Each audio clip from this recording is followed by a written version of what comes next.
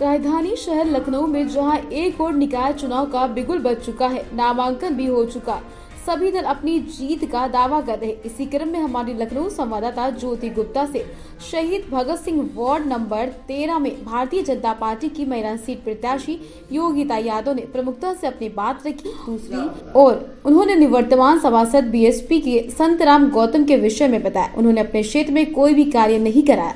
मूलभूत आवश्यकता पीने का पानी, कूड़ा, लाइट, आवारा पशु घूमते नजर आते, ये सबसे बड़ी समस्या जिसका निदान करने में असफल रहे। इसलिए मैं योगिता यादव महिला सीट होने के नाते अपने वार्ड की सभी समस्याओं को दूर करने के लिए भारतीय जनता पार्टी की प्रत्याशी सभासद सीट पर क्षेत्रवासियों के आशीर्वाद से खड़े हूं। उन्होंने ये भी आश्वासन दिया कि मैं भारी मतों से जीत जाती हूं।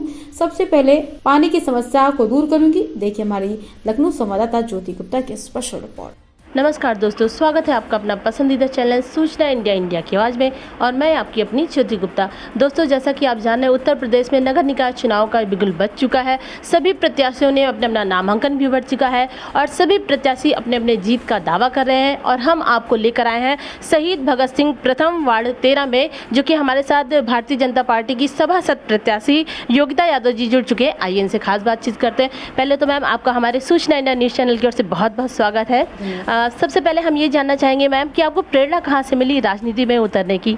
मैम, प्रेरणा क्या, अपने वार्ड की समस्याओं को देखते हुए जब यहाँ महिला सीट हुई तो मुझे लगा जाता है कि मैं भी लोगों की सेवा के लिए कुछ कर सकूं, इसलिए मैं इस मैदान में आई। अच्छा, इस वार्ड की क्या क्या समस्या है? यदि आप जीतती हैं तो उन समस्याओं को आप दूर करना चाहेंगी? जी मैम, सड़कें हैं, नाली हैं, सीवर है, कूड़ा है, स्वच्छ पानी है, बहुत सी समस्याएं ऐसी हैं जिनको मैं वार्ड में निकलने के बाद लोगों से मुझे पता चली हैं, तो मैं उनको दूर करने का प्रयत्न करूंगी। और मूलभूत आवश्यकताएं जो समस्याएं हैं उनका भी मैं निवारण करूंगी। मैंने देखा कि जो निवर्तमान सभासद रह चुके हैं बहुजन समाज पार्टी से, लोगों को उनसे खासी नाराज़गी है, काफ़ी रोज़ है उनकी जो लोगों की मूलभूत आवश्यकताएं उन्होंने पूरा नहीं किया। तो क्या ऐसा कुछ है कि उनको उन मूलभूत आवश्यकताओं को आप पूरा करने के लिए उतरी हैं? बिल्कुल मैम, क्योंकि उनको तो 5 साल में मैंने भी आज तक देखा ही नहीं था। आज ही मेरी मुलाकात हुई वार्ड में उनसे। 5 साल तक मैंने उन्हें देखा ही नहीं था, तो मुझे वो उन्होंने किया क्या काम, कुछ भी काम नहीं किया, कुछ काम उनका दिखता ही नहीं है। तो इसीलिए मैं वार्ड में निकली हूँ कि मैं कुछ कर सकूँ मैम।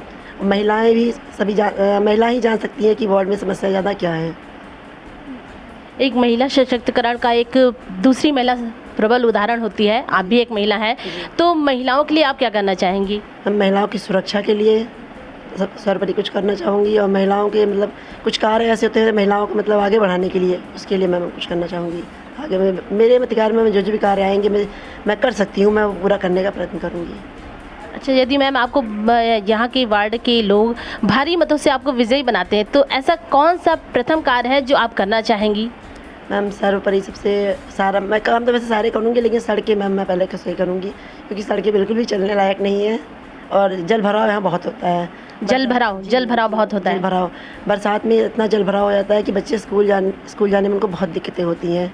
घरों में लोगों के पानी घुस जाता है, समझ लीजिए। तो क्या इस समस्या को आपने क्या कभी नगर निगम से या इसके पहले जो निवर्तमान बहुजन समाज पार्टी के जो सभासद रहे, क्या उनसे आपने कभी कही ऐसे कहते? नहीं, बहुत लोगों ने कहा है, पर उन्होंने सिर्फ यही कहा था, मैं पार्षद बन गया हूँ, मुझे इससे कोई मतलब नहीं है। मुझे इससे कोई मतलब नहीं है। बहुजन समाज पार्टी के जो निवर्तमान सभासद रहे हैं, उन्होंने कहा कि इस समस्या से कोई मतलब नहीं। तो कि कहीं ना कहीं यहाँ की जो जनता है, इस वार्ड के क्षेत्रवासी हैं, आप पर उन्होंने भरोसा दिलाया है। बिल्कुल, जिस वार्ड में भी मैं जाती हूँ, लोगों का प्यार देख के तो मुझे ऐसे ही लगता है कि मुझे लोग चाहते हैं।